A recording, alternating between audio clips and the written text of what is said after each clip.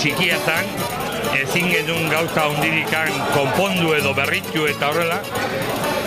Orduan eskaintzien ziguten aukera hau, egin genuen ja bilera bat, eta horrela, jende gehiago behar genula ere ikusi genuen, baina aukera ona genula, eta erabaki genuen, aurrera botatzea. Mendi altuen eturre, ota surtera iegurre, alaba galantena. Ona zen horregatik, bere kondizioengatik eta kokapena izugarria. Hoi, dudarik gabe horrek lagundu zigun asko erabakitzerakoan.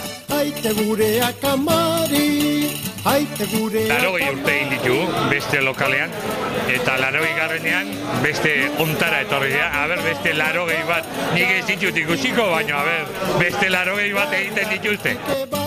Aite gureak amari.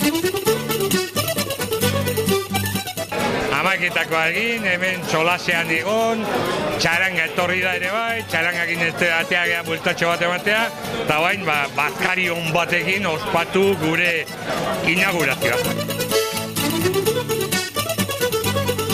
Gauzan bakarrik, nik uste dute Euskadi osoan horrelako edozer gauza antolatzerakoan pentsatzen dala beti zerbait bazkaria edo afaria antolatzea.